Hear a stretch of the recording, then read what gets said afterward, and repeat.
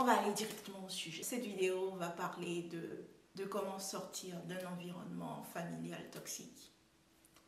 J'ai grandi dans un environnement caractérisé par des disputes, de la violence physique, verbale, émotionnelle, tout ce que vous voulez, et des niveaux de stress très élevés. Et même si je n'en étais pas véritablement consciente à l'époque, je savais qu'il y avait un truc qui n'allait pas, et cette exposition constante à ces situations a entraîné chez moi des traumatismes émotionnels, bien évidemment, qui ont affecté mes relations avec les autres et surtout ma capacité à réguler mes émotions de façon saine pendant de nombreuses années. Pour le contexte, j'ai quitté la maison pour la première fois. Je devais avoir 17 ans pour justement échapper à ces violences. Et j'aurais tellement aimé que quelqu'un me donne les conseils que je vais vous donner là. Mais tellement. Si vous avez grandi dans une famille dysfonctionnelle ou que vous êtes toujours en ce moment encore avec vos parents, mais que ces derniers n'ont pas su ou n'arrivent pas à vous procurer un environnement sain et équilibré, j'espère que cette vidéo vous sera utile. Regardez-la jusqu'à la fin parce que tous les conseils que je vais vous donner sont à appliquer ensemble. Aujourd'hui, j'ai 33 ans, donc je suis sortie de ce schéma il y a déjà une dizaine d'années, Dieu merci. Mais arriver à sortir de l'emprise d'une famille dysfonctionnelle, c'est dur. Ça ne se fait pas comme ça à l'arrache. Ça demande de la stratégie, de la finesse, de la préparation, parce que vous avez affaire à des gens méchants. Ce sont vos parents, mais ils sont méchants, violents, manipulateurs. Et ils n'ont pas envie que les gens auprès desquels ils font bonne figure sachent vraiment ce qu'ils sont, sachent ce qu'ils vous font subir et se rendent compte de ce qui se cache derrière l'image de la famille parfaite.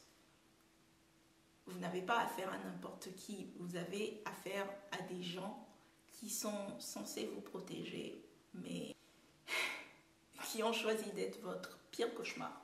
Alors, mon conseil numéro 1 est de ne pas essayer de protéger vos parents. N'essayez pas de les protéger. Ce n'est pas votre rôle, ce n'est pas à vous de protéger vos parents, c'est à eux de vous protéger. Je ne vois pas à quel moment c'est aux enfants de faire les choses pour leurs parents. Peu importe ce que votre famille ou je ne sais pas qui vous a fait croire, ce n'est pas à vous, surtout si vous êtes des enfants, surtout si vous êtes ado, pré-ado ou pré-adulte, vous n'avez pas à protéger vos parents, vous n'avez pas à les protéger et vous n'avez pas à protéger non plus qui que ce soit qui vous fait du mal. Peu importe qui ils sont. N'essayez pas de sauver les apparences non plus. Ce n'est pas votre rôle. S'il y a un truc qui ne tourne pas rond dans votre maison, parlez-en.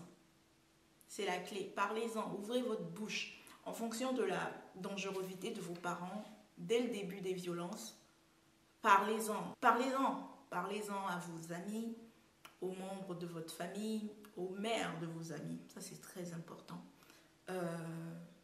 Ou à n'importe quel adulte en qui vous avez confiance. Je pense qu'il faut privilégier les femmes, mais il ne faut surtout pas hésiter à en parler à des figures masculines saines et dignes de confiance. Parce que moi, la première personne qui m'a fait prendre conscience du comportement abusif et toxique de ma mère était un mec. Et par la suite, ces personnes, au fait, seront un havre de réconfort. Et souvent, c'est ces personnes-là qui vous donnent l'élan, au fait. Genre, ces personnes seront le début de la fin de votre calvaire. Encore une fois, ce n'est pas à vous de protéger vos parents, surtout s'ils sont abusifs avec vous. Ce n'est pas à vous de maintenir la cohésion familiale si vous servez de punching ball à un adulte ou une adulte qui a fait des choix foireux et qui vous en tient pour responsable. Vous n'êtes pas responsable des choix de vos parents. Vous n'avez pas à avoir honte d'en parler parce que justement, c'est ce qu'ils aimeraient. que vous ayez honte et que la honte vous pétrifie et vous fasse accepter les mauvais traitements qu'ils vous font subir. Vous n'êtes pas, une fois encore, responsable des choix de vie de vos parents. Vous n'avez pas à avoir honte. Vous n'avez pas à porter la honte de vos parents. Et vous n'avez pas à subir pour ça leur violence. Sauvez votre peau. Le deuxième conseil, c'est d'apprendre à vous défendre. Apprenez à vous défendre. C'est super important. La première fois que j'ai riposté au cou de ma mère et que je l'ai poussée, elle voulait me frapper et je l'ai poussée, a été une des meilleures décisions de ma vie. Évidemment, elle est allée raconter à qui voulait l'entendre que je l'ai frappée et m'a fait passer pour la méchante de l'histoire.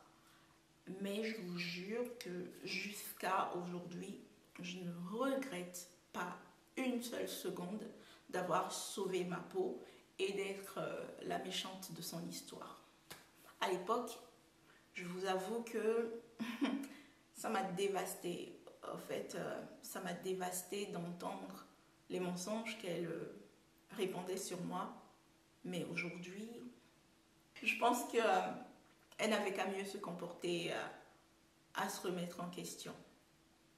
Je me rappelle la première fois que j'ai parlé publiquement de cette partie de ma vie. C'était sur mon blog ou Instagram, je ne sais plus. J'ai eu des retours qui me disaient « Oh, mais tu ne peux pas parler de tes parents comme ça. Oh, ce sont tes parents. Tu ne veux pas dire ça d'eux. » Bah, le truc, c'est que je ne parle pas de mes parents. Mes parents ne sont pas le sujet. Je parle de moi, de ma vie, de ce que j'ai vécu, de mon expérience avec eux. Donc, c'est ma vie. Et si mes parents y trouvent un problème, bah, ils n'avaient qu'à être de meilleurs parents, ils n'avaient qu'à être de bons parents. Ce n'est pas à moi de faire en sorte, ce n'est pas à vous de faire en sorte que des gens qui vous ont fait du mal se sentent bien. Genre, c'est le monde à l'envers, quoi. Surtout quand ce sont des gens qui étaient supposés vous aimer et vous protéger. Donc, si vous êtes dans la même situation aujourd'hui, ne vous laissez pas dévaster par le fait que vos parents ne vous aiment pas. Je sais, c'est dur. Mais c'est la réalité. Vous allez faire quoi? Il y en a beaucoup comme ça. Plus que vous ne le pensez. Et vaut mieux en rire qu'en pleurer. Parce que c'est la triste réalité de nombreuses personnes. Malheureusement, il y a beaucoup de parents qui sont fucked up. Like, really, really fucked up. Et plus tôt vous accepterez cette réalité, plus vite vous vous en remettrez et plus vite vous comprendrez l'importance de quitter cet environnement si vous n'avez pas envie de répéter les mêmes conneries et travailler sur vous-même pour ne pas faire vivre ce que vous avez vécu à d'autres personnes ou à vos enfants et si vous avez envie d'en avoir. Et de mettre fin à ces mécanismes toxiques. Vous ne pouvez pas sauver vos parents s'ils n'ont pas envie d'être sauvés. D'ailleurs, je ne pense pas que c'est votre rôle. Je ne sais pas qui vous a fait croire ça. Mais une fois de plus, ce n'est pas votre rôle. La seule personne que vous pourrez sauver, la seule personne que vous devez sauver dans ce genre de circonstances, c'est vous et votre cul. Vouloir sauver vos parents quand vous n'êtes qu'un ado ou un pré-adulte, c'est comme ne pas savoir nager et vouloir sauver quelqu'un d'autre qui ne sait pas nager. Vous pouvez appeler les secours, mais pardon, ne mettez pas un seul pied dans l'eau là. Gravez ça dans votre tête. Vous ne pouvez pas sauver les autres. C'est comme ça. vous ne vous appelez pas Jésus-Christ. Même lui, le gars, il a essayé de sauver les gens. Mais vous savez comment il a fini? Il faut laisser. Il faut savoir que si vous ripostez contre des gens qui vous considèrent comme leur propriété, leur chose, ou à leur merci, des parents violents quoi, vous risquez gros. Parce que les personnes abusives n'aiment pas qu'on leur rende la monnaie de leur pièce. Et comme vos parents savent que vous êtes toujours un enfant et que vous n'avez que... Oh mon Dieu. Ils vont vouloir vous faire payer votre riposte en vous foutant la trouille. C'est-à-dire que, en fonction de la situation, ils peuvent être encore plus violents avec vous, envers vous, ou vous isoler du reste du monde, ou s'ils se rendent compte que la roue a tourné, que la honte a changé de camp, ils vont vous foutre tout simplement à la porte. C'est genre en mode de ici c'est chez moi, dehors, dégage. Voilà, le genre de scénario là. Tout en sachant que vous n'avez pas de ressources et que vous n'aurez nulle part où aller. Ouais, c'est terrible. Et pour l'avoir vécu, c'est terrible, c'est dur, c'est tout ce que vous voulez. C'est le pic de la malveillance, ok? Mais il ne faut pas vous laisser abattre ou vous laisser faire. Parce que cette compétence d'arriver à se défendre va vous être utile tout le reste de votre vie. Alors, apprenez à vous défendre. Troisième conseil, créez un bon système de soutien autour de vous. C'est très, très, très important parce que vivre dans un environnement familial toxique peut être extrêmement difficile. C'est extrêmement difficile. Et ça va affecter votre santé physique, mentale, émotionnelle. Et je vous jure qu'il peut être bénéfique. C'est bénéfique de trouver des moyens de vous éloigner de cet environnement comme, je sais pas, aller à l'université dans une autre ville ou trouver un logement ou un autre foyer d'accueil. Parce que ça va vous permettre au fait de sortir déjà de ce truc et de prendre du recul, de vous concentrer sur vous-même et d'expérimenter la vie autrement. Mais ne faites pas les choses sans réfléchir, ok? Avant de provoquer un parent abusif, soyez sûr d'avoir les moyens de votre politique. Je l'avais déjà dit, vous n'avez pas affaire à n'importe qui et il faut être prudent, il faut être smart quand on décide de faire ce genre de choses.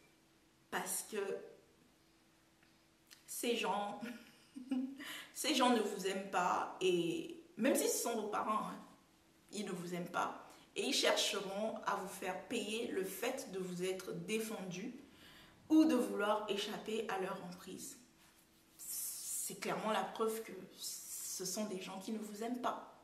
Vous vous rappelez du point numéro 1 qui consiste à ne pas les protéger et à en parler autour de vous. Aha! C'est pour arriver à créer un système de soutien autour de vous. Parce que sans ça, vous allez vous retrouver démunis, vous allez vous retrouver à la rue. Et ce n'est pas le but. C'est dangereux et c'est à éviter très fortement. Alors, votre vulnérabilité et le fait de demander de l'aide va être ce qui va littéralement vous sauver, ok? Mettez en place un plan d'action en amont avec votre système de soutien, c'est-à-dire les gens en qui vous avez confiance, vos amis, un membre de la famille qui vous aime, une association, peu importe, mais ayez un plan d'action. Et il y a un truc qui est très important, c'est que vous devez récupérer tous vos documents administratifs les plus importants, vos affaires les plus importantes, les mettre dans un coin et pour pouvoir les récupérer super rapidement au cas où ça pète, ok? Le quatrième conseil, maintenant que vous êtes parti, je suppose que, voilà, vous êtes parti, c'est de ne pas tomber dans la drogue, l'alcool et d'autres comportements à la con, des comportements destructeurs. Ne faites pas ça, ok? Vous êtes plus intelligente que ça. Et je m'adresse principalement dans cette vidéo aux filles comme moi, ok? Ces comportements peuvent sembler faciles à adopter pour échapper à vos problèmes, pour créer l'illusion que vous avez le contrôle. Mais ils ne font qu'aggraver les choses à long terme. Et ne faites pas ça, ok? Et ne tombez pas enceinte non plus. Ne tombez pas enceinte, pas avant d'être marié. Et ne vous retrouvez pas dans des plans foireux et dans des situations dangereuses. Évitez les gens pessimistes, évitez les personnes toxiques. Vous n'avez pas quitté un foyer toxique pour vous retrouver avec des gens toxiques encore.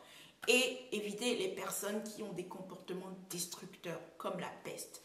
C'est leur vie, vous avez la vôtre, vous savez ce que vous voulez pour votre vie, ne traînez pas avec certaines personnes. Vous avez déjà assez de soucis comme ça, ok? N'en rajoutez pas, ne vous en rajoutez pas. Cherchez plutôt des moyens plus sains pour faire face à vos émotions, comme par exemple vous concentrer sur vos études, passer du temps avec vos amis, trouver un travail, méditer, prier ou aller en thérapie, ok? Vos parents ne vous aiment pas.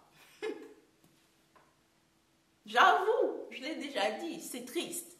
Mais ça ne va pas empêcher le monde de tourner et vous jeter à corps perdu dans des excès pour oublier votre réalité, va juste vous faire perdre du temps et faire en sorte que vous soyez à la ramasse. Ça va vous perdre du temps et mettre votre vie en danger.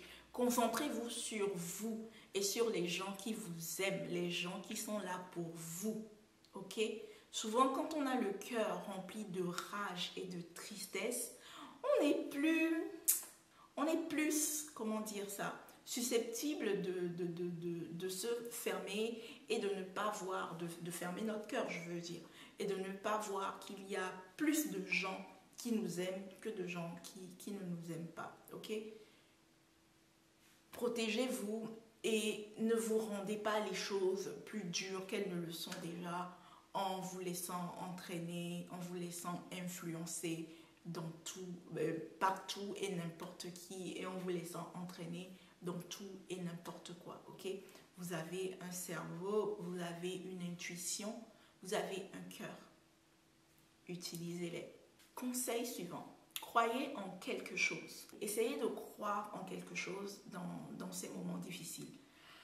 Parce que c'est mieux de croire en vous et de vous raccrocher à la foi en un futur plus radieux, car la foi est une meilleure béquille que l'alcool, les drogues ou le sexe. Okay? La foi ne va pas vous faire de mal et elle va vous permettre de vous connecter à quelque chose qui transcende votre compréhension ou va vous connecter avec vous-même. C'est le seul moyen de rester sur la bonne voie. Parce que même si vous déviez, votre foi va toujours vous ramener sur le bon chemin et attirera toujours les bonnes personnes sur votre chemin. Ok? Je ne vous demande pas de devenir religieux. La religion essaie aussi de vous contrôler. Et ce que je vous demande, c'est d'être en contact, en vrai, avec votre spiritualité. Mais c'est vrai que c'est beaucoup plus facile de le faire via une religion, mais ne vous attachez pas aux religions. Enfin, vous faites comme vous voulez. Mais c'est vrai que toutes les religions ont du bon en elles, mais il ne faut pas que vous vous y attachez trop, parce que, comme je l'ai dit, leur objectif à eux aussi est de vous contrôler et de vous enfermer dans une boîte, ok?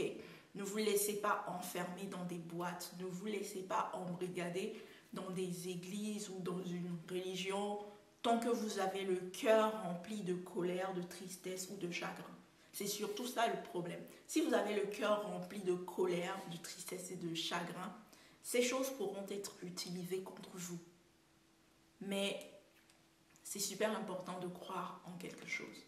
Moi, j'ai toujours cru en moi. Mais je me rappelle de cet épisode quand je suis partie de la maison et que j'habitais chez une copine et que j'étais tellement triste au fait qu'un jour elle m'a dit que je devais parler à la Vierge Marie. Elle était catho. Moi, je suis pas catho et j'ai grandi dans un environnement où on m'a inculqué la détestation de la religion catholique. Mais ce jour-là, j'étais tellement triste que je me suis dit, allez, on y va. Je l'ai suivi dans cette cathédrale et me mettre à genoux et pleurer toutes les larmes de mon corps m'a fait un bien fou. Je ne suis pas pour autant devenue catho, mais c'est devenu, c'est viré à la cathédrale au fait pour pleurer m'ont fait un bien fou quoi. Je crois que mon ami m'a sauvé la vie en m'emmenant là et à chaque fois que je rentre dans une église catho, j'ai toujours des frissons, mais des frissons de joie hein, qui sont liés à ce souvenir et ces souvenirs de moi et de ma copine devant la statue de la Vierge Marie. C'est trop cool. C'est pour ça que le conseil suivant que je vais vous donner, c'est d'avoir des amies filles. Ok? Avoir un système de soutien féminin. Quand on est une fille soi-même et qu'on vient d'une famille dysfonctionnelle, va vous sauver la peau. Ok? Je le redis. Ayez des amies filles. Avoir des amies filles est une bénédiction qui va vous apporter un sentiment d'appartenance et de stabilité émotionnelle. Si vous êtes le genre à penser que vous ne vous entendez pas avec les filles, que les filles sont trop ci, les filles sont trop ça, s'il vous plaît, changez de croyance, ok? Oh, moi, je m'entends mieux avec les garçons. Pardon. Faites un effort, ok? Faites un effort parce que avoir des amies filles, ça va être la chance de votre vie. Et moi, mes amies filles m'ont protégée, soutenue. Il y en a même qui m'ont élevée tout au long de mon parcours. Et des fois, j'ai même l'impression que l'univers a mis mes copines dans ma vie pour se faire pardonner de m'avoir donné des parents qu'il m'a donné. Et donc, si vous n'avez pas d'amis filles, ayez des amis filles. Débrouillez-vous. Débrouillez-vous. Parce que avoir des amis filles, c'est vraiment une chance. Le conseil suivant, c'est de ne pas arrêter vos études. Ok? N'arrêtez pas vos études. L'éducation est une des clés fondamentales pour comprendre le monde et acquérir une conscience critique. Vos études vont non seulement vous offrir de la connaissance, mais ils vont aussi vous ouvrir des portes et de futures opportunités. C'est grâce à vos études que vous allez devenir financièrement indépendante, mais également renforcer votre estime de vous-même et votre sentiment de réussite. N'arrêtez pas vos études, ok? Apprenez plusieurs langues, lisez, parce que toutes les questions que vous vous posez, toutes, absolument toutes, ont une réponse dans un livre. Développez votre intelligence émotionnelle et cultivez-vous comme si votre vie en dépendait. Parce que clairement, votre vie en dépend, surtout si vous êtes dans ce genre de situation, ok? Concentrez-vous sur vos études et sur l'avenir que vous voulez construire. C'est super, super important. L'éducation et les compétences que vous allez acquérir pendant vos études vous seront utiles toute votre vie. Ok? Et une fois encore, ne tombez pas enceinte. Parce que vous risquez de perpétuer le schéma familial si vous faites un enfant alors que vous n'avez pas une vie stable.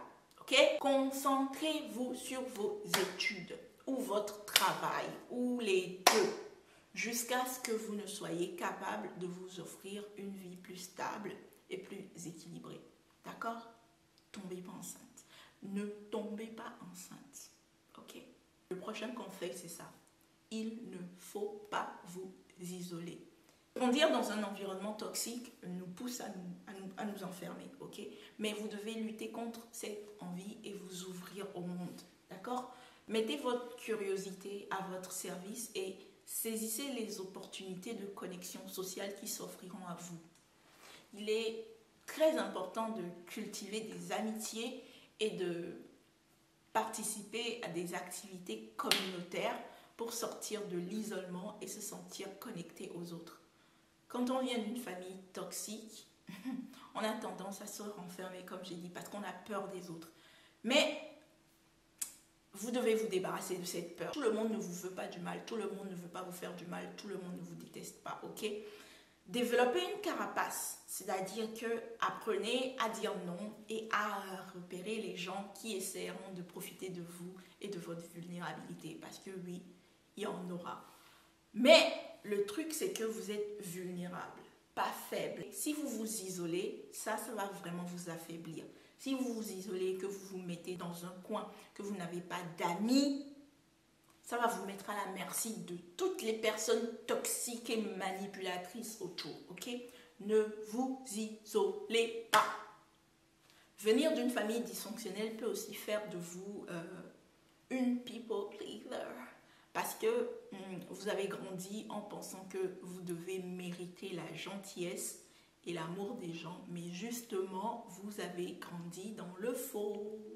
Vous méritez d'être aimé et respecté tel que vous êtes. Et vous n'avez pas besoin de prouver à qui que ce soit que vous êtes digne de leur amitié ou de leur amour. Luttez farouchement contre cette envie au fait d'approbation extérieure.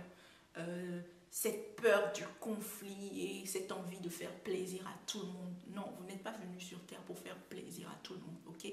Ne sacrifiez pas vos besoins au détriment des autres. Non, non, non. Vous n'allez pas faire ça, d'accord? Utilisez votre colère comme moteur pour réussir et créer la vie que vous voulez, mais ne vous en servez pas comme un bouclier. Ne vous servez pas de votre colère comme un bouclier. Ce n'est pas parce que vos parents n'ont pas su vous aimer ou vous ont mis en danger ou maltraité que tout le monde a envie ou l'intention de vous faire du mal. Prenez le temps de réfléchir avant de réagir de manière excessive avec les autres. Parfois, prendre le temps de simplement respirer profondément et prendre du recul va vous permettre de voir la situation sous un angle différent et va vous permettre de réagir de manière plus calme et plus constructive. Les gens sont attirés par vos actions et votre comportement. Alors, débrouillez-vous pour faire en sorte de vous présenter au monde de façon authentique. Ne portez pas de masque. Ayez une carapace, mais ne portez pas de masque. Ne vous faites pas passer pour ce que vous n'êtes pas. Parce que si vous portez un masque, si vous faites semblant, si vous voulez plaire à tout le monde, vous n'allez pas attirer les bonnes personnes dans votre vie. Contrairement à ce que vous pensez, votre authenticité sera votre bouclier. C'est votre authenticité qui va vous sortir de situations bizarres, dangereuses. Votre authenticité va vous sauver. Faites confiance à votre instinct et surtout n'ayez pas peur de mettre des limites claires aux autres et de faire savoir aux gens qui vous manquent de respect que vous savez à quoi ils jouent. Mettez des limites aux gens. Et si vous partez de la maison, conseil suivant, débrouillez-vous pour ne plus jamais revenir. Si vous réussissez à échapper à l'emprise d'une famille dysfonctionnelle, sachez qu'il prie, il souhaite très fortement quelque chose. Il prie. Pas pour que vous réussissez, hein? Non, mais pour vous voir chuter, pour vous voir être malheureuse comme eux et pour vous voir revenir implorer leur pardon à genoux pour qu'ils puissent vous récupérer parce que vous n'avez pas pu vous en sortir sans eux. Pour qu'ils puissent vous dire, voilà, tu vois, tu as fait tout ça, regarde où ça t'a emmené, tu es revenu, tu n'es rien sans nous. Non, les filles, faites-leur mordre la poussière et back to sender leur prière. Vous êtes tout sans qui que ce soit. Ne retournez plus jamais. Débrouillez-vous pour ne jamais retourner auprès de personnes qui sont censées vous aimer et vous protéger, mais qui ont préféré vous faire du mal et vous jeter en pâture. Jamais. Jamais. En partant la première fois, faites une prière et demandez à l'univers de faire en sorte que vous n'ayez plus jamais besoin de revenir vivre là. Que vous n'ayez plus jamais besoin d'eux, ok? Faites une vraie prière qui vienne du fond de votre cœur. Ne cherchez pas à vous venger, ne cherchez pas à leur prouver quoi que ce soit. Concentrez-vous sur vous et sur votre avenir, parce que vous êtes l'avenir. Les enfants que vous aurez sont l'avenir. Focalisez-vous sur vous et faites du mieux que vous pouvez pour être de bonnes personnes et vous offrir à vous-même et à vos enfants ou à vos futurs enfants, si vous voulez en avoir, une vie sereine et épanouie. Le conseil qui va suivre, c'est d'embrasser votre sexualité de manière positive. Ah là là, votre sexualité sera utilisée contre vous si vous n'apprenez pas à dire non et si vous n'avez pas conscience du fait que la sexualité est une partie intégrante de notre identité personnelle. D'accord? Vos parents toxiques essaieront d'utiliser votre vie sexuelle pour vous humilier et instiller de la honte en vous. Mais je vous assure qu'il n'y a aucune raison d'avoir honte. Votre sexualité, tant que vous l'avez choisie et que personne ne vous met de pression là-dessus, est la vôtre. Vous en faites ce que vous voulez. Si vous êtes sexuellement active en quittant la maison, gardez à l'esprit que votre corps vous appartient. Votre corps, il est à vous. Et que vous n'êtes pas obligé de faire des choses que vous n'avez pas envie de faire. Explorez votre sexualité de façon saine et rappelez-vous que votre système de soutien existe pour que vous n'ayez pas à coucher avec des gens si vous n'avez pas envie. Il ne s'agit pas simplement d'avoir des relations sexuelles, mais de comprendre et d'accepter vos propres désirs et vos propres besoins. Se connecter avec votre sexualité. Ce qui est beau avec la sexualité, c'est que votre sexualité peut être une source de pouvoir et de plaisir. Donc il est important de la comprendre et de l'exprimer de façon saine et positive. C'est pour ça que je disais avant qu'il était très important d'apprendre à dire non. Ça va vous aider sur tous les plans. Et pour finir, ou pour commencer, parce que comme je l'ai dit, tous ces conseils sont à utiliser ensemble, apprenez à vous connaître et prenez soin de vous. Comme je l'avais déjà dit, évitez de fumer, évitez de boire, sinon avec modération, l'alcool. Mais bon, vous verrez quand vous aurez 30 ans que ce n'était pas nécessaire. Prenez soin de vous, faites du sport, démaquillez-vous avant d'aller vous coucher, hydratez-vous, buvez beaucoup d'eau, lisez, demandez de l'aide si vous en avez besoin. Entourez-vous de personnes saines, positives. Dormez suffisamment et plus important que tout, apprenez à vous connaître. Identifiez vos valeurs, ce que vous voulez vraiment, ce que vous attendez vraiment de la vie, ce que vous aimez, ce que vous détestez, la vie à laquelle vous aspirez, vos objectifs et prenez des décisions en accord avec ces choses. Mettez en place vos propres standards et laissez les gens vous retrouver à la hauteur de ces standards. Je vais le redire encore une fois. Mettez en place vos propres standards et laissez les gens vous retrouver à la hauteur de ces standards. Ouvrez-la, exprimez-vous, mais apprenez aussi à vous taire. Apprenez à écouter le silence des autres, de la nature et de vous-même et à comprendre les messages que ce silence transporte. Évitez d'être naïve et voyez les gens comme ils sont et pas comme vous aimeriez qu'ils soient. Ça, c'est le danger de toute une vie. Et quand vous venez d'une famille dysfonctionnelle, c'est très important de voir les gens comme ils sont. Et c'est important aussi de pleurer quand on est triste. Mais il faut savoir que pleurer ne va pas régler vos problèmes. Ne recherchez pas la pitié des autres. Et sachez qu'en vrai, les gens vous mépriseront si vous passez votre temps à vous plaindre sans faire quoi que ce soit pour changer les choses.